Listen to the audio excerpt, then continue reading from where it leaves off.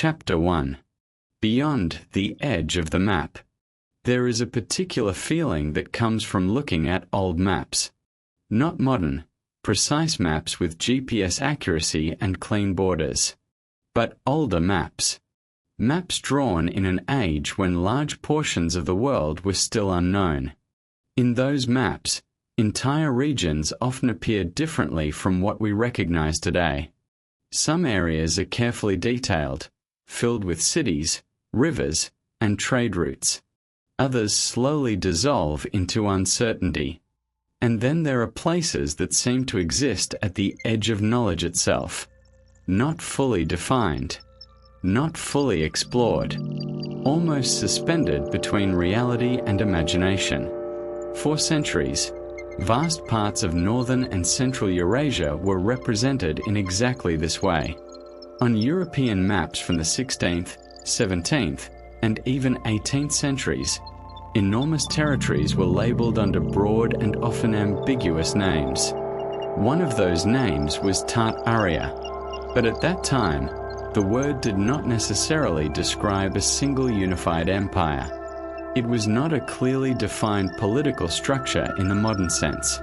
Instead, it functioned more like a vast geographical placeholder, a term used to describe everything that lay beyond direct understanding, a word that covered mountains no one had climbed, rivers no one had fully traced, forests that stretched further than any recorded journey, and cultures that were known only through fragments of travelers' accounts. To the people drawing those maps, large parts of the world were still a mystery.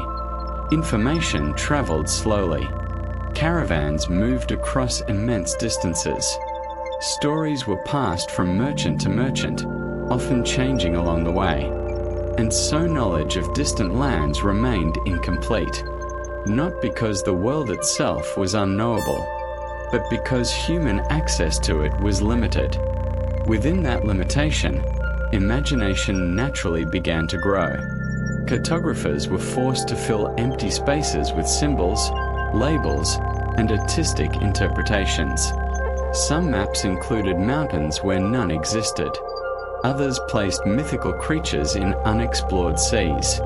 And in many cases, entire regions were labeled in ways that reflected uncertainty rather than precision. Tartaria, in this sense, became less a place and more a concept, a vast elsewhere, a designation for lands beyond the familiar borders of Europe and the Near East. To later generations, this label would become a source of fascination.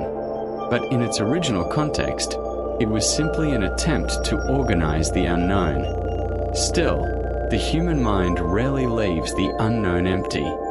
When information is incomplete, patterns begin to form. And those patterns are often shaped by fear, curiosity, and imagination.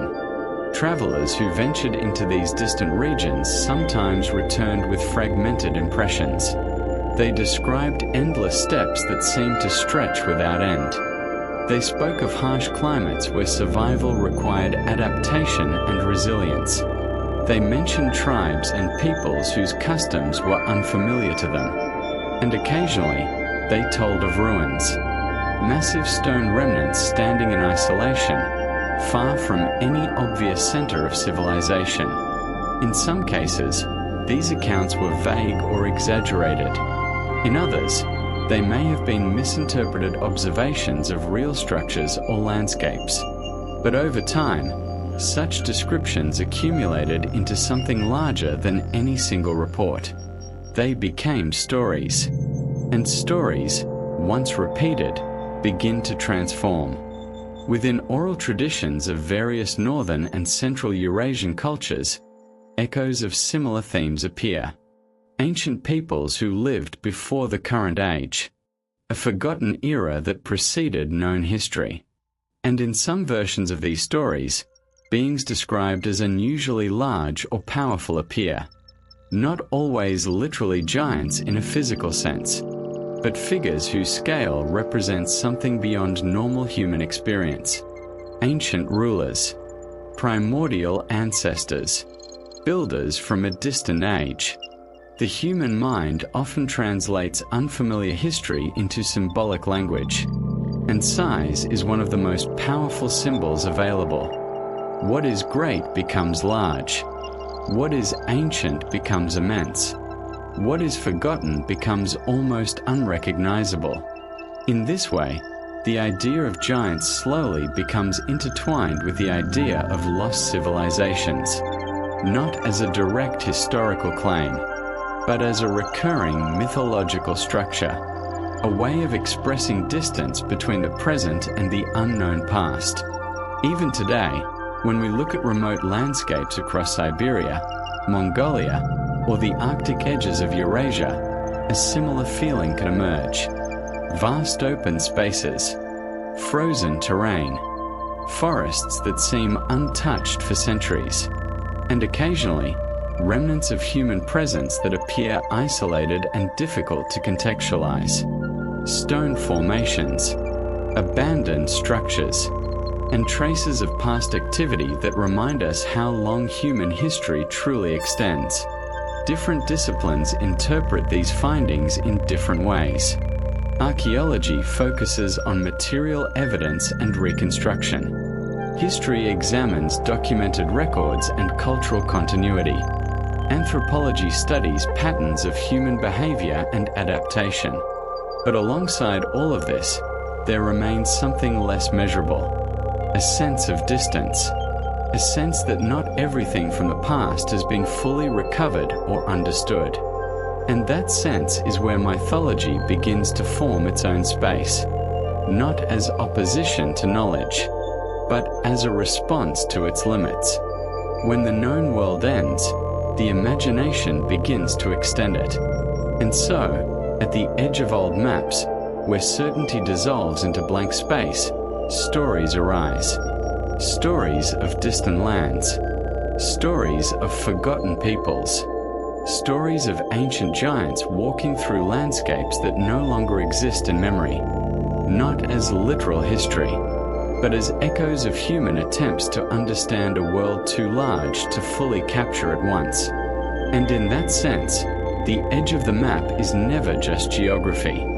It is a boundary of perception, a line between what is known and what is still waiting to be understood. Chapter 3. Before the Great Flood.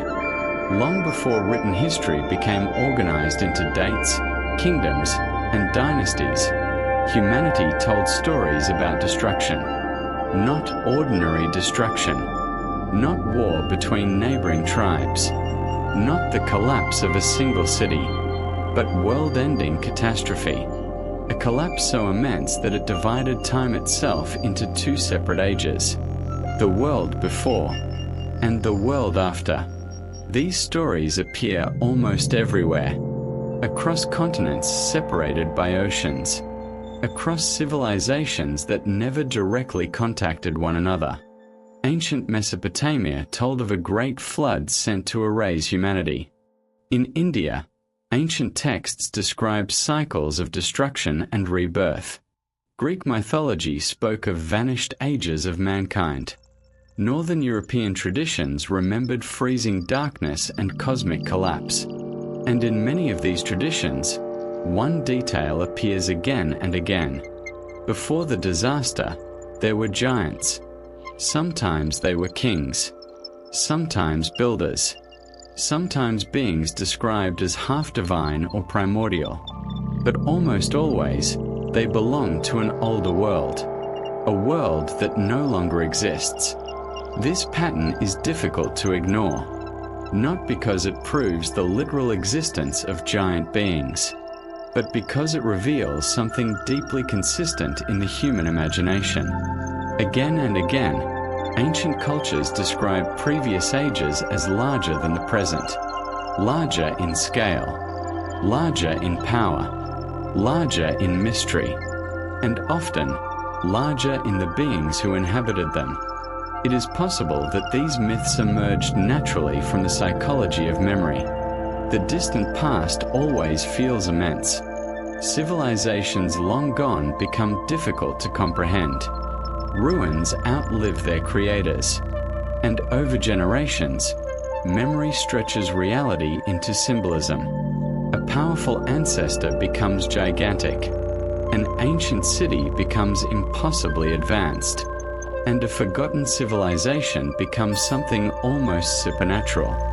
Yet there is another reason flood myths continue to fascinate modern audiences. Because unlike many legends, they carry emotional realism. Human history has always been shaped by catastrophe. Floods, volcanic eruptions, droughts, earthquakes, climate shifts. Entire settlements have vanished throughout time, sometimes gradually, sometimes suddenly. Even modern archaeology continues uncovering evidence of ancient communities buried beneath layers of mud, ash, sand, and water. And perhaps this is why stories of a great flood feel so believable on an emotional level. Not necessarily as a single global event exactly as described in myth, but as collective memory. Fragments of real disasters preserved through storytelling. Over centuries, those fragments merged with symbolism, and symbolism transformed into mythology. Imagine an ancient community witnessing overwhelming destruction, rivers rising beyond anything previously recorded, entire landscapes swallowed by water, fields disappearing, homes collapsing, survivors fleeing toward higher ground. For people living thousands of years ago, such an event would not feel local. It would feel cosmic, the end of the world itself. And afterward, survivors would tell stories. Stories about what existed before the catastrophe. Stories about ancient rulers, ancient cities, ancient beings. And over generations, those stories would evolve, each retelling adding new layers of meaning. In some traditions, the giants become symbols of corruption, a civilization that grew too proud before destruction came. In others, they become tragic figures, the final remnants of a previous age swallowed by catastrophe. And sometimes they are remembered almost with sadness, as if humanity inherited the ruins of something it no longer fully understands. This emotional tone appears repeatedly in myths surrounding lost civilizations. Not triumph, not victory, but melancholy, the feeling that something ancient disappeared forever. Across northern Eurasian folklore, similar themes emerge in quieter forms. Stories of forgotten peoples before recorded history, ruins older than local memory, stone structures whose origins became uncertain over time, and always the lingering sense that the current world was built upon layers of older worlds beneath it. This idea exists far beyond any one region.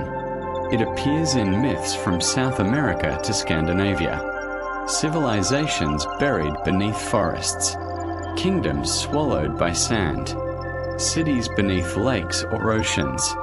The flood becomes more than water. It becomes transformation itself, the dividing line between known history and forgotten time. And perhaps that is why the giants stand so close to these stories, because giants symbolize the scale of what was lost. Not merely physical size, but emotional size, historical size, the feeling that the ancient world possessed something modern humanity can no longer reach, a different relationship with nature, a different understanding of time, a different way of existing within the world. Whether those feelings reflect literal history is almost secondary. What matters is the persistence of the myth, its refusal to disappear. Even in modern society, surrounded by technology and information, flood myths continue returning through books, films, documentaries, and online discussions. Because deep beneath rational analysis lies another part of the human mind, the part that senses fragility, the awareness that civilizations are temporary, that cities rise and fall, that memory itself can erode. and perhaps most unsettling of all, that future generations may someday look at the ruins of our own civilization with the same confusion we now feel toward the distant past. They may wonder who built our cities, what happened to us, why everything disappeared, and in the absence of complete understanding, they too may create myths. This is how legends survive, not because humans are foolish, but because stories preserve emotional truths when factual memory fades. The flood survives because catastrophe is universal. The giant survives because the past always appears larger than the present. And the lost world survives because humanity senses, instinctively, that history is never fully complete. There are always missing chapters, missing voices, missing civilizations, and somewhere beyond the visible edges of recorded time, the ancient world continues to echo, quietly, like distant thunder beyond the horizon, or the sound of deep water moving in darkness. Chapter 4. The Silence of the Northern Lands. There is a kind of silence that exists only in the far north, a silence so complete that it almost feels physical, not the ordinary quiet of an empty room, but something deeper, older, a silence created by enormous distances, frozen landscapes, endless forests, and skies so vast that human presence begins to feel temporary beneath them. Across the northern regions of Eurasia, there are places where entire days can pass without seeing another person. Places where the wind becomes the only sound for miles. Where rivers freeze into pale ribbons beneath winter light. Where mountains disappear into fog and snow as though they belong to another world entirely. For centuries, these landscapes shape the imagination of those who traveled through them. Because isolation changes perception. The farther humans move from cities and civilization, the more ancient the world begins to feel. Modern life fades quickly in remote places. Roads disappear. Electric lights vanish. And gradually, the land itself begins to dominate the senses. In such environments, stories emerge naturally. Not always from deception, not always from superstition, but from the psychological effect of immense wilderness. A lone traveler crossing frozen plains at night might begin to interpret distant shadows differently. A strange rock formation may resemble the ruins of something forgotten. An abandoned structure half buried beneath snow can appear impossibly ancient beneath pale northern skies. And once stories begin, the landscape itself seems to participate in them. Across Siberia and neighboring regions, countless legends developed around remote territories.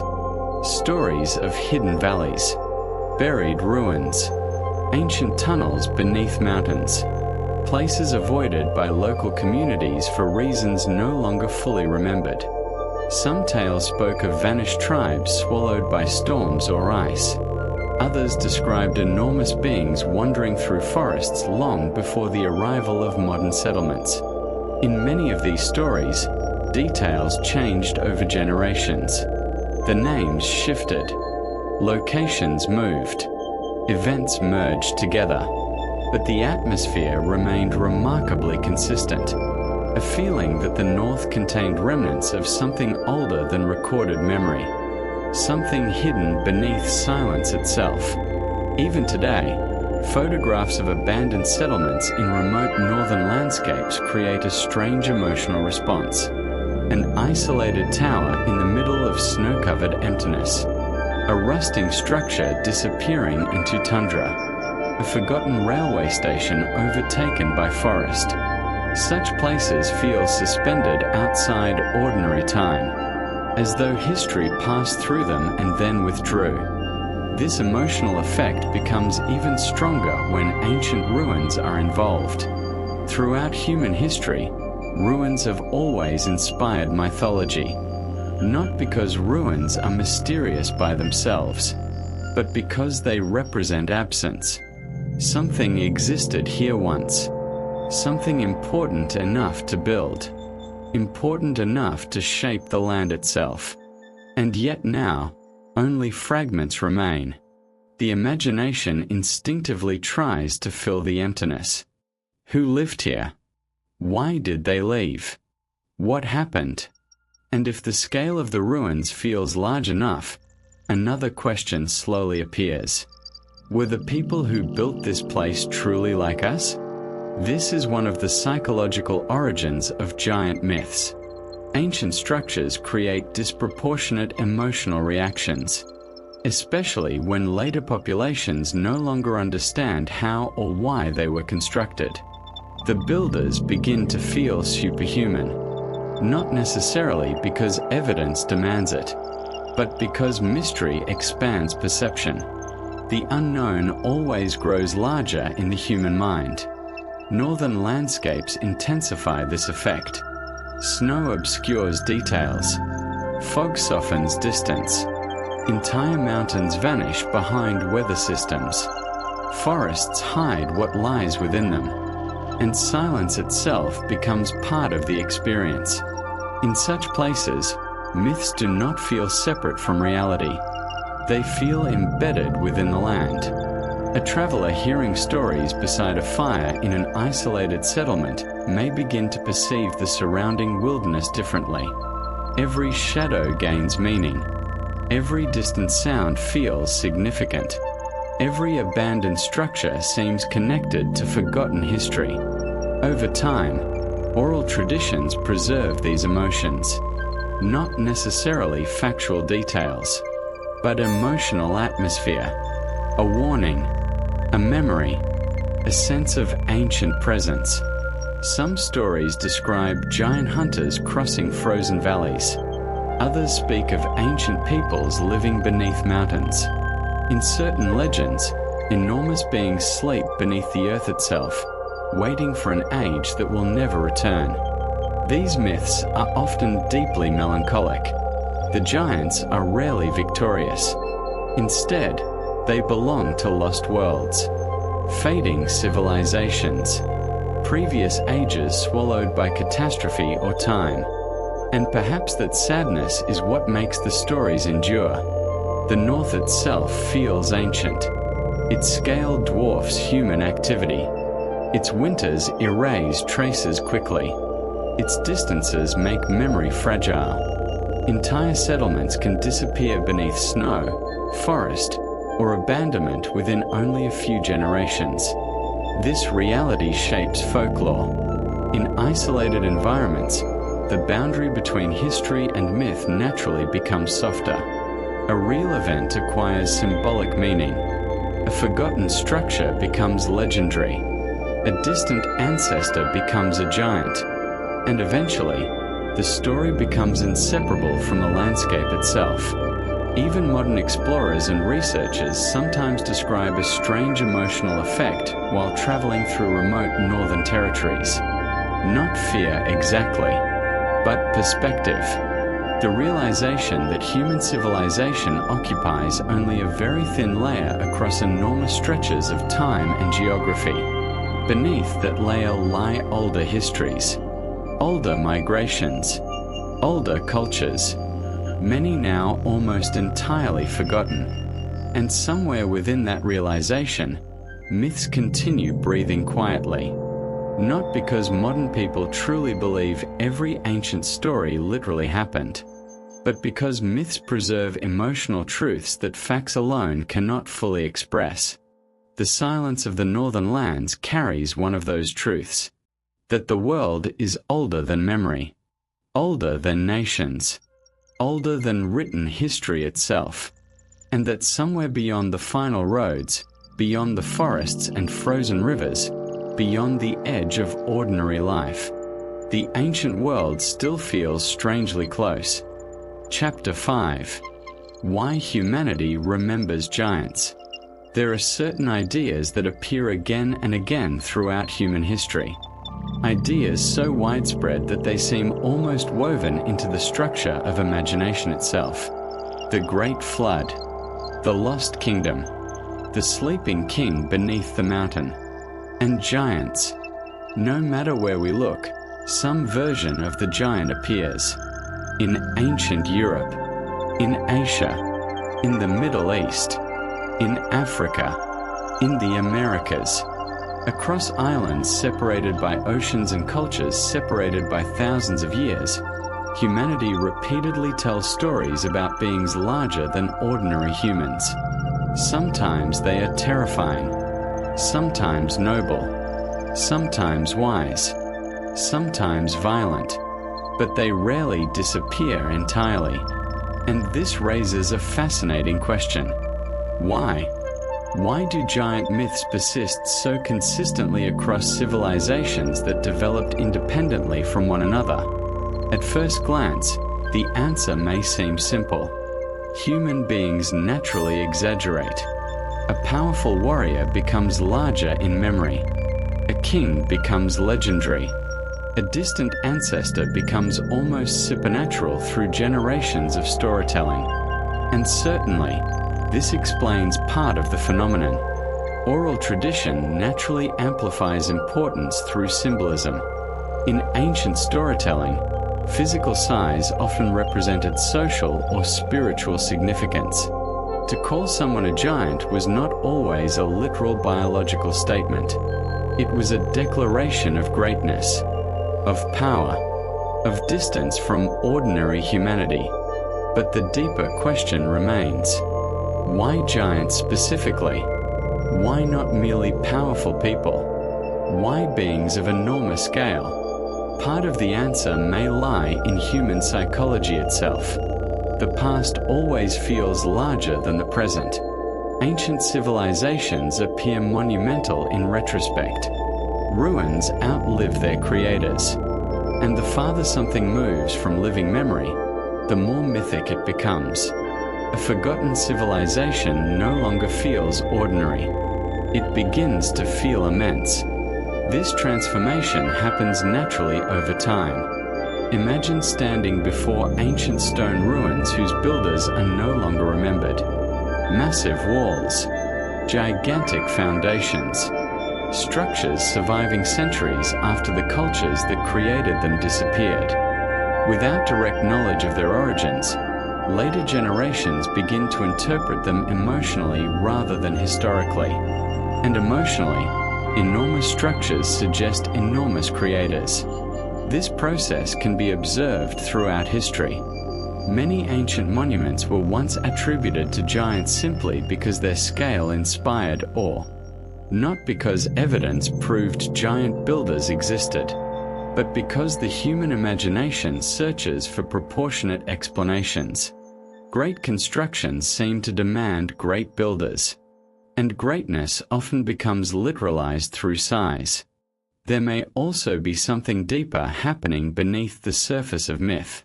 Something archetypal. The psychologist Carl Gustav Jung proposed that certain symbolic patterns repeat across humanity because they emerge from the collective unconscious. Universal images, universal fears, universal structures of meaning. In that sense, giants may function as archetypes rather than historical claims. Symbols representing forces larger than the individual human experience. Nature, time, death, history itself. The giant towers over humanity the same way the universe towers over human understanding. Ancient mountains feel giant. Storms feel giant. The passage of time feels giant. And perhaps mythology transformed those overwhelming experiences into beings that could be imagined and narrated. Stories allow humans to emotionally process what feels too vast to fully comprehend. This may explain why giant myths are often connected to transitions between ages. The giants belong to the old world.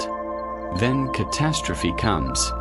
Flood, fire, ice, war, and afterward, a smaller humanity inherits the ruins.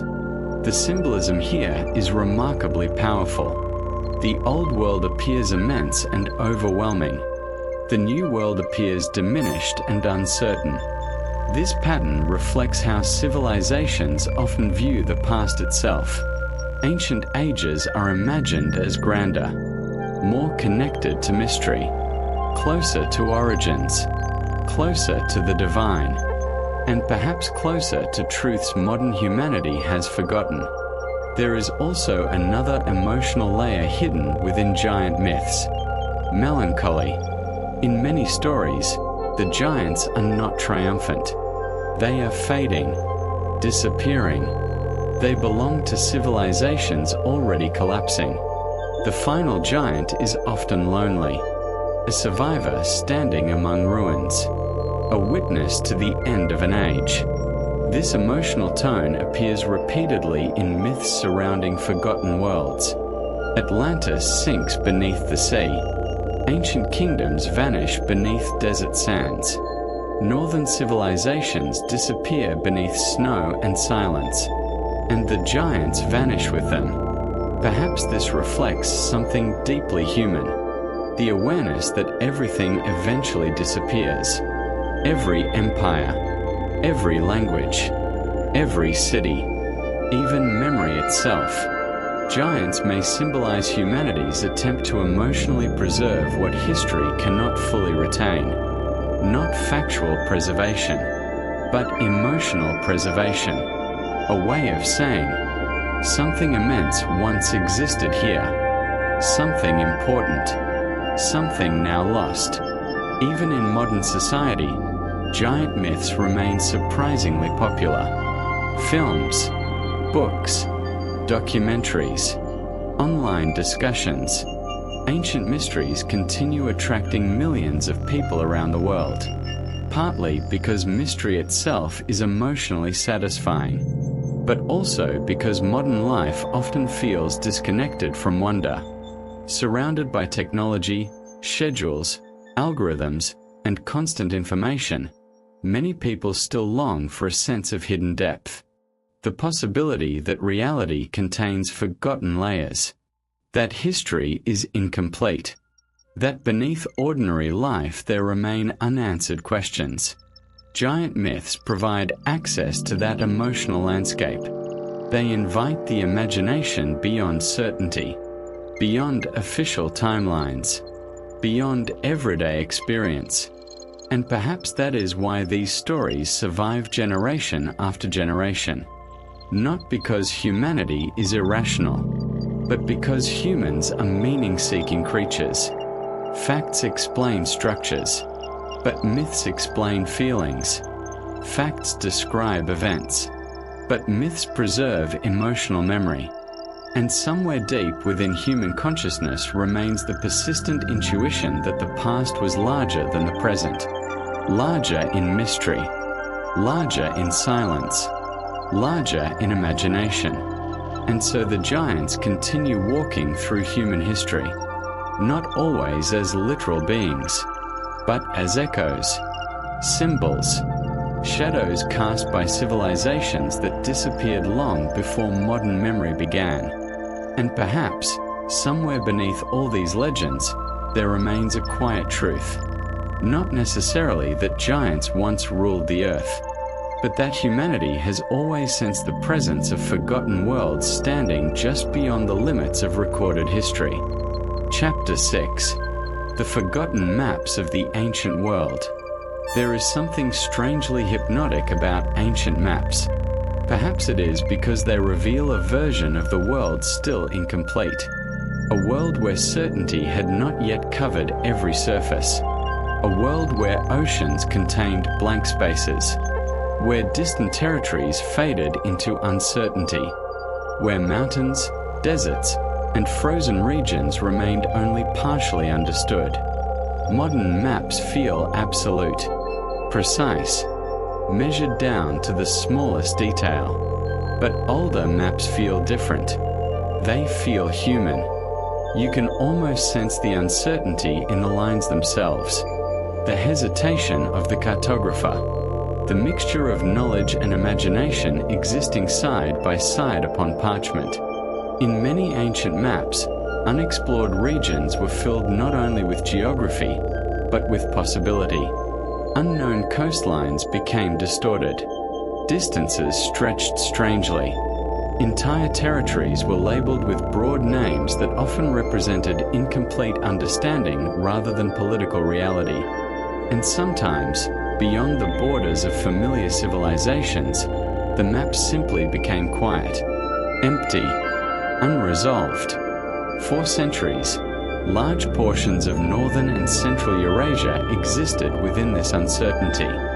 European cartographers often relied on fragmented reports from traders, missionaries, military expeditions, and travelers crossing enormous distances. Information moved slowly.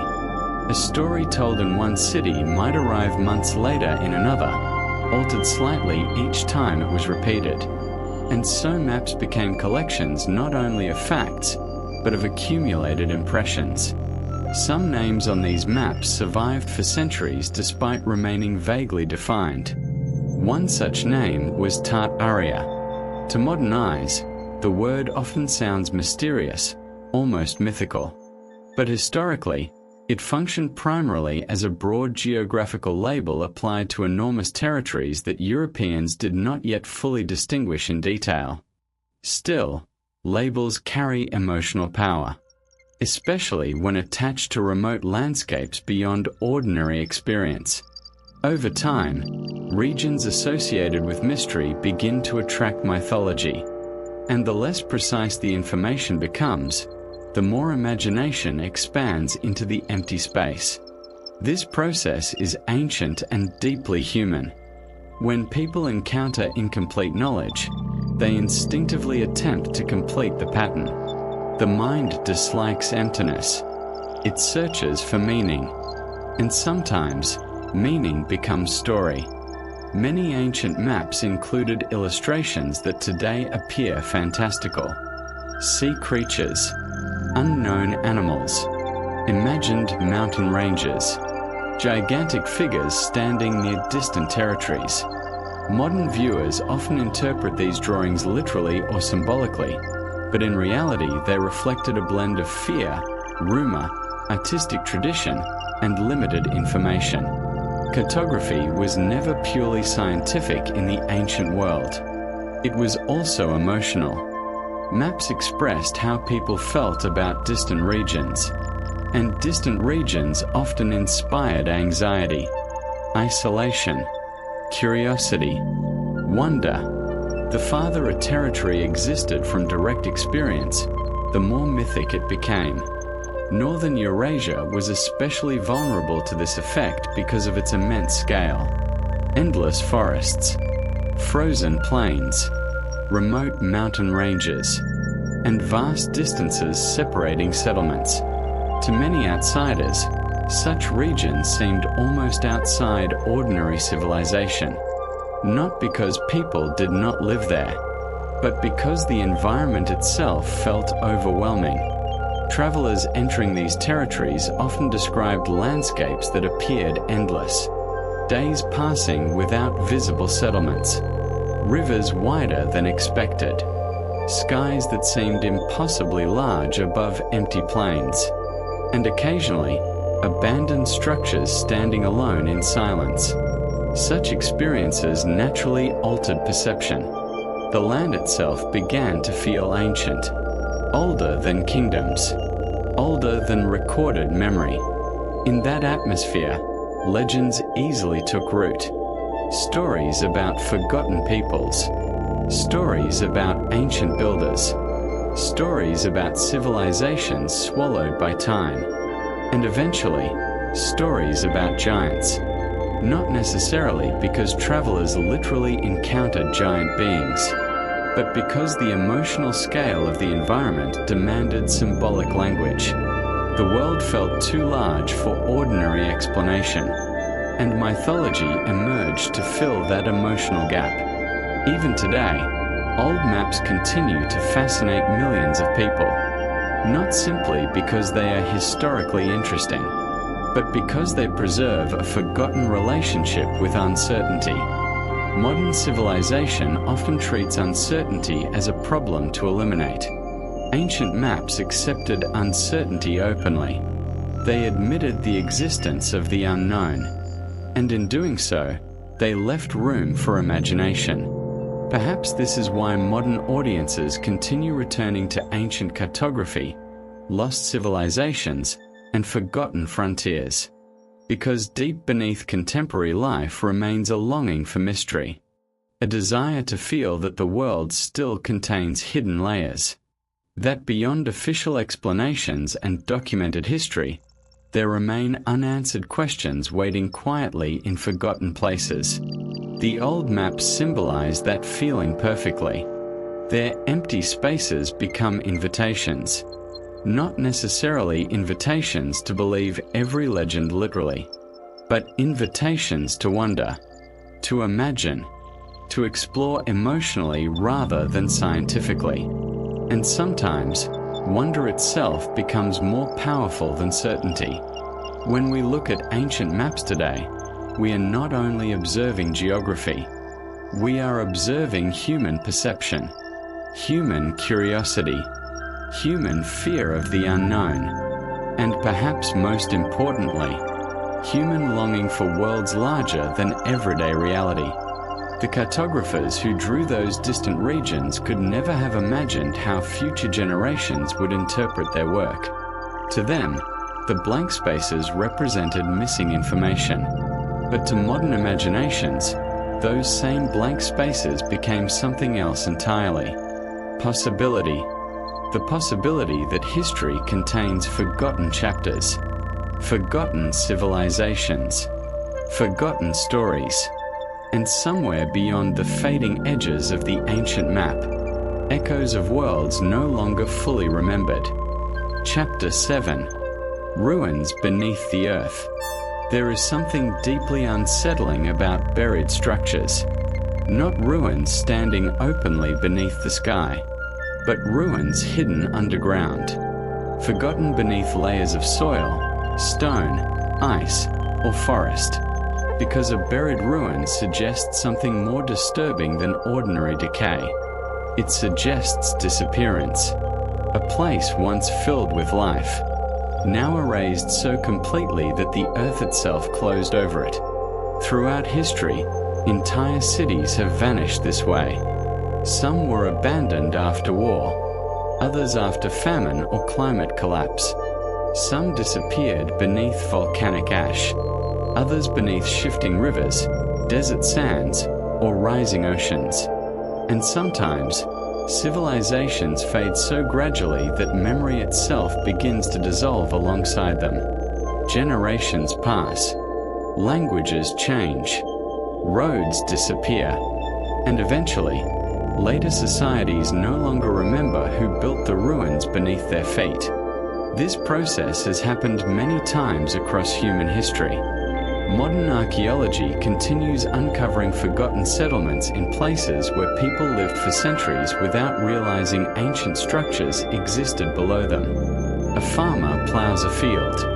A storm exposes unusual stones. An earthquake cracks the ground. And suddenly, traces of another world emerge from beneath the earth. Walls, staircases, tools, foundations, silent fragments of vanished lives. There is something psychologically powerful about these discoveries, because buried ruins transform history from abstraction into physical reality. The past is no longer distant. It exists directly beneath the present, layer beneath layer, civilization beneath civilization, time stacked invisibly beneath human movement. Perhaps this is one reason ancient underground cities and hidden ruins appear so frequently in myth. The image feels emotionally true even when the details become legendary. Across Eurasia, stories developed around forgotten structures hidden beneath remote landscapes, subterranean chambers beneath mountains, stone corridors beneath forests, ancient tunnels connecting distant regions. Some of these stories may have originated from real caves, burial sites, abandoned mines, or partially collapsed settlements.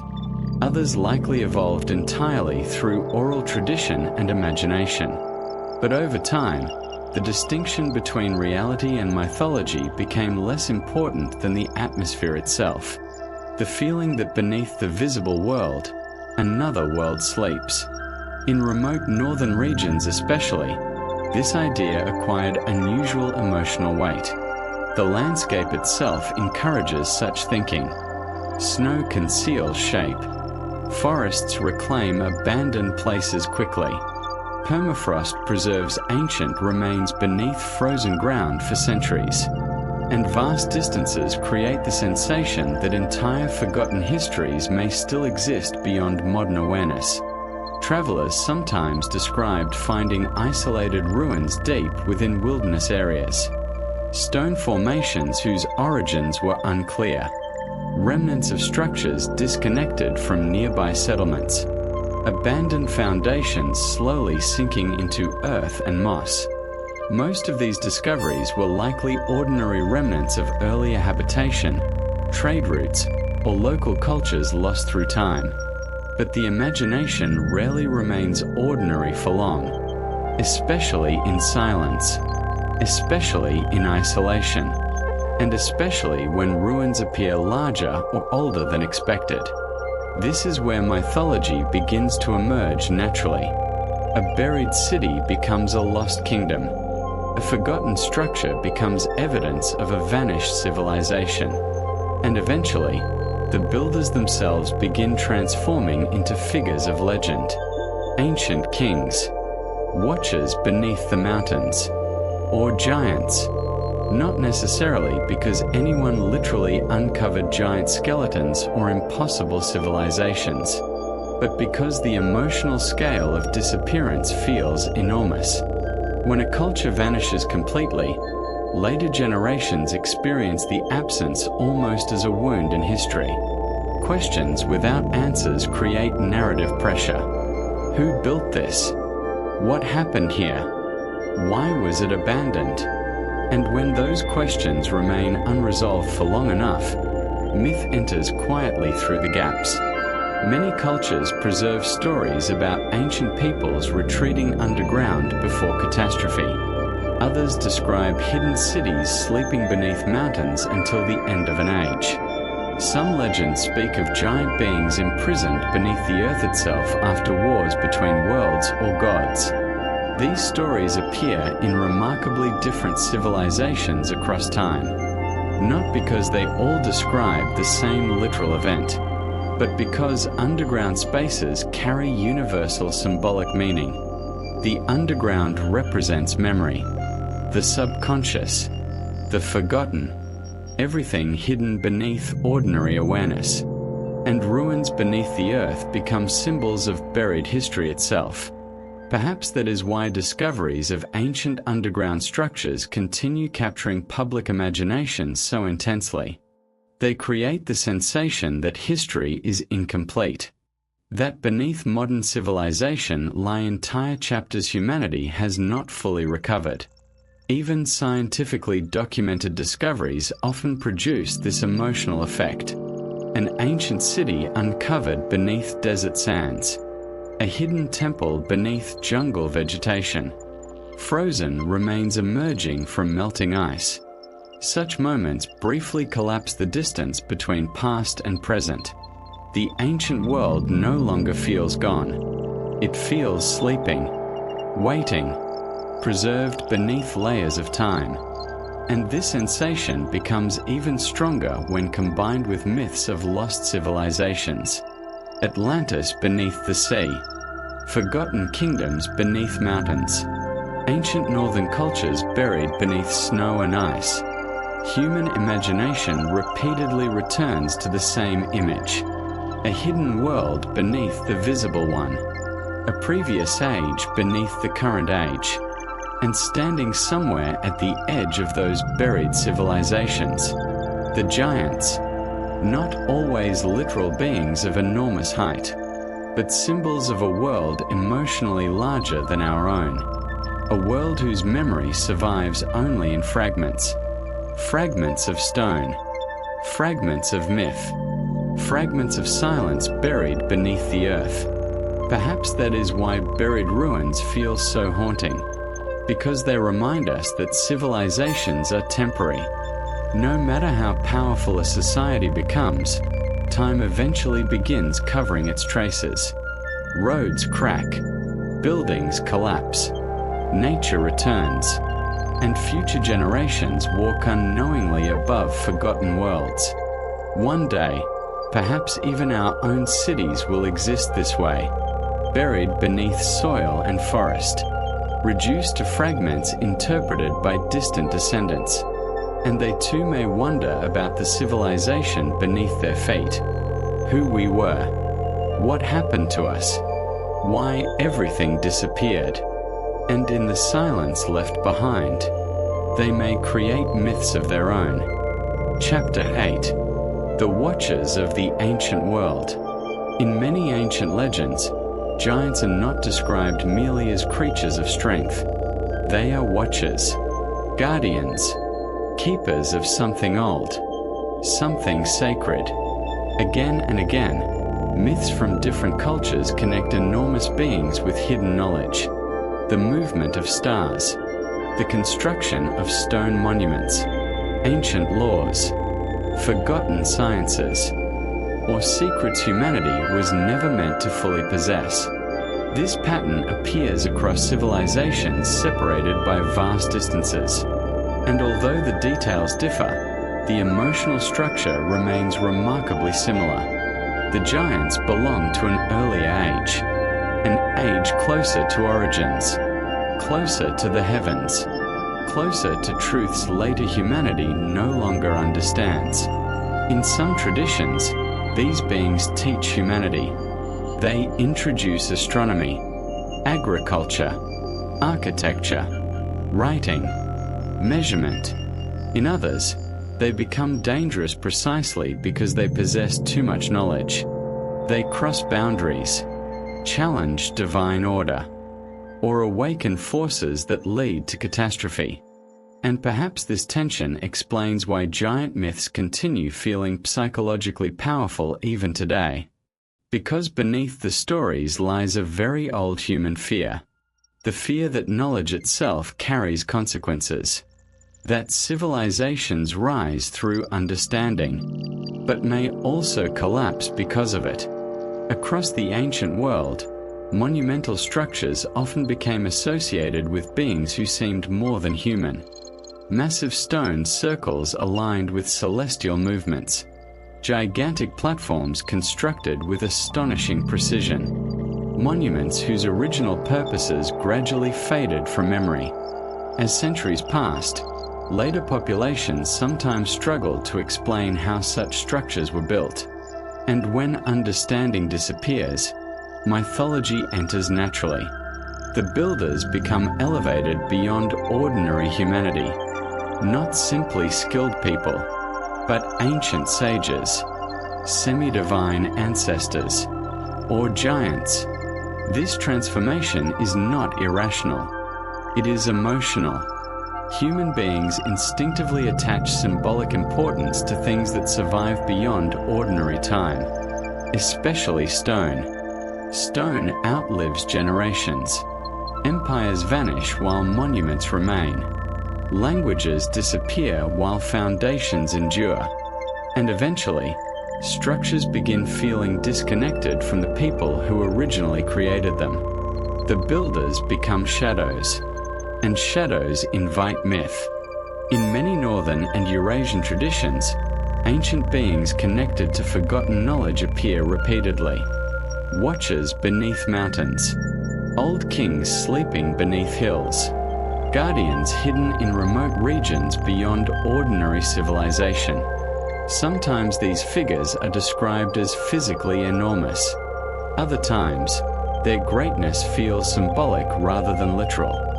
What matters is not size itself. What matters is distance. Distance from ordinary humanity. Distance from the modern world. Distance from current understanding. The giant becomes a bridge between the known and the unknowable, a figure standing between civilization and mystery. Perhaps this is why ancient observatories and astronomical monuments often inspire such fascination. Even today, standing beneath massive ancient stones aligned precisely with the stars can feel deeply unsettling. Not because the structures are supernatural, but because they reveal continuity across immense stretches of time. The people who built these monuments observed the same skies we observe now, the same stars, the same movements of the heavens, and suddenly, the past no longer feels primitive. It feels intelligent, intentional, aware. This realization can be emotionally overwhelming, especially when modern life often creates the illusion that humanity exists at the peak of understanding. Ancient monuments quietly challenge that assumption. They remind us that intelligence existed long before modern technology. That observation, patience, and symbolic thinking shaped civilizations thousands of years ago. And when later societies encounter achievements they struggle to contextualize emotionally, myth begins expanding around them.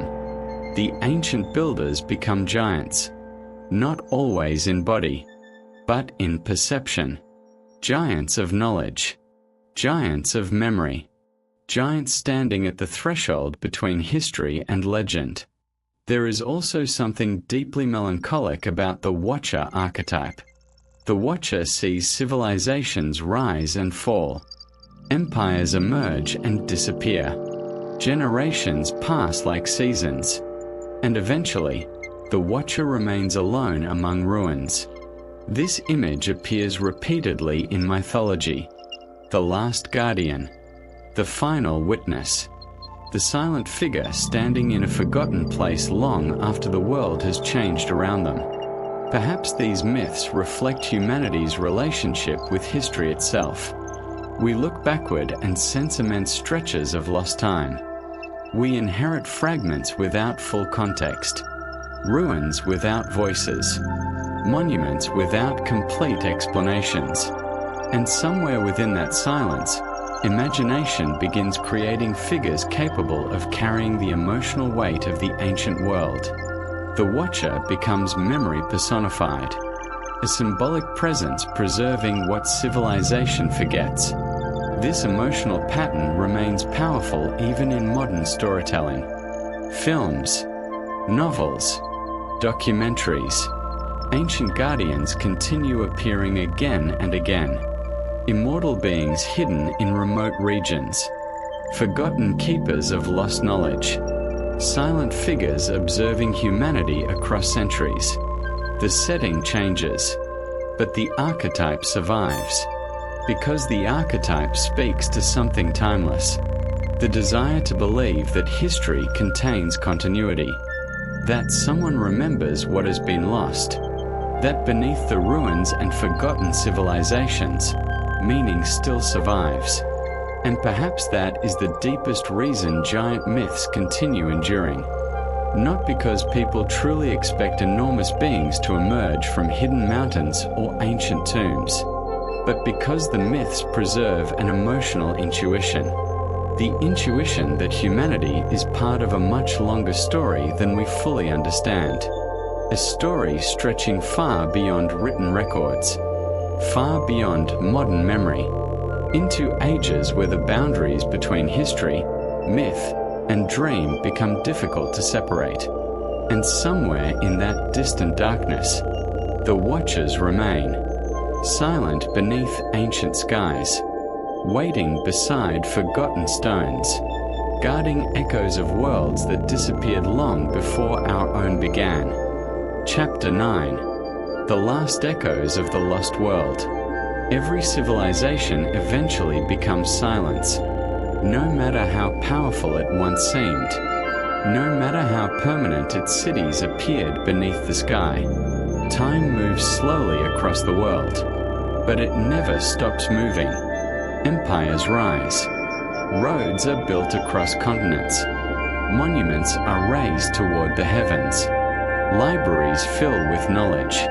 Generations believe their world will endure forever. And for a while, it does. Until gradually, almost invisibly, the process begins. A river changes direction. Trade routes collapse. Winters grow longer.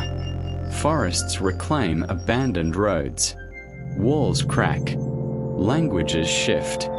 Memories fade. And eventually, entire civilizations begin slipping beyond recognition.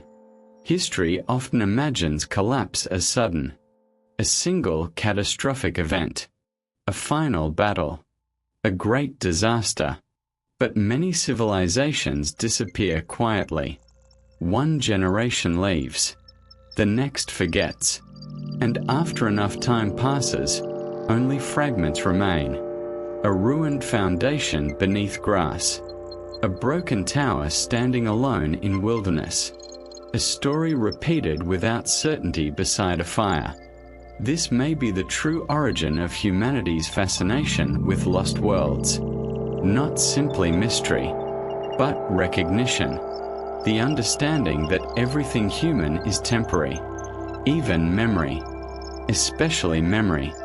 Across the ancient world, myths repeatedly describe previous ages ending in darkness.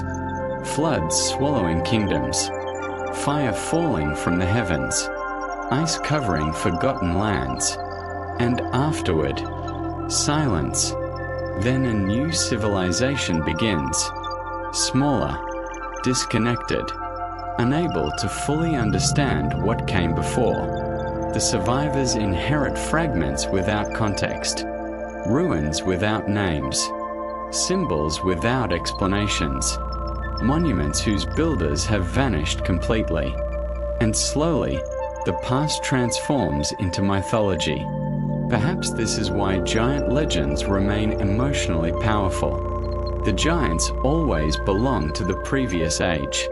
The world before the collapse. The world before forgetting. Sometimes they are portrayed as violent. Sometimes wise. Sometimes tragic. But almost always, they are fading. The giants rarely conquer the future. Instead, they disappear into it. This emotional pattern appears again and again across human storytelling. The final giant standing alone among ruins. The last watcher beneath ancient stars. The final guardian of a forgotten civilization. These images carry a strange sadness. Not fear, not horror, but melancholy. The feeling of witnessing something ancient vanish forever. Perhaps deep within human consciousness exists an awareness that history is far more fragile than it appears. Civilizations seem permanent while we are inside them. But from the perspective of centuries, even great empires pass like weather. Ancient cities once filled with life now exist only as buried stone. Entire cultures survive only through scattered myths and fragments of language. And one day, perhaps our own world will appear the same way. Future generations may walk through the ruins of modern civilization with the same uncertainty we now feel toward ancient worlds. They may discover collapsed buildings beneath forests, fragments of technology beneath layers of earth, remnants of roads leading nowhere, and perhaps they too will struggle to understand what came before them. This realization changes the meaning of myths. The stories are no longer simply fantasies about giants or forgotten kingdoms. They become reflections of impermanence itself, a reminder that every civilization believes it stands at the center of history, until history continues moving without it. There is something strangely peaceful about this understanding. The world does not end. It changes. Again and again. Humanity rises. Humanity forgets. Humanity remembers fragments. And from those fragments, stories are born. Stories about floods, ancient builders, northern ruins, watchers beneath mountains, and giants walking through landscapes no longer fully remembered. Not necessarily because such beings literally existed, but because myths preserve emotional truths long after factual memory disappears. They preserve wonder, loss, scale, mystery, the feeling that the past was larger than the present, and perhaps, in some emotional sense, it truly was. Not larger in physical size, but larger in imagination. Ancient people lived beneath darker skies, greater silence, longer winters, vaster unknowns. The world itself felt immense, and within that immensity, myths naturally emerged. Even today, modern civilization has not erased the longing those myths express. People continue searching for forgotten places, hidden ruins, ancient maps, lost civilizations beneath ice, desert, and forest. Because beneath technology and modern certainty remains an older human instinct. The instinct to seek mystery, to feel awe, to believe that somewhere beyond the visible world there remain unanswered questions. Perhaps this instinct is not a weakness. Perhaps it is part of what makes us human. The need to look beyond the horizon, beyond the edge of the map, beyond the limits of ordinary understanding. And somewhere in that endless search, the ancient giants continue walking quietly through human imagination, not as monsters, not even as literal beings, but as echoes. Echoes of forgotten ages, echoes of civilizations swallowed by time, echoes of humanity's attempt to remember what history could not fully preserve. Imagine, for a moment, the final evening of the old world. Cold wind moving across empty stone halls, snow falling slowly over abandoned towers, ancient fires fading into darkness. And somewhere beneath the vast northern sky, the last giants standing in silence, watching the stars, knowing their age has ended, knowing future civilizations will remember them only through fragments. A ruined wall, a buried city, a whisper carried through centuries. And then, only silence remains. But silence is never completely empty. Beneath silence, memory survives. Beneath memory, myth survives. And beneath myth, the ancient world continues dreaming quietly in the darkness beyond recorded time. Thank you for joining this journey tonight. May the old stories drift gently through your thoughts like distant echoes beneath the stars. And may the forgotten world remain waiting, somewhere beyond the edge of the map.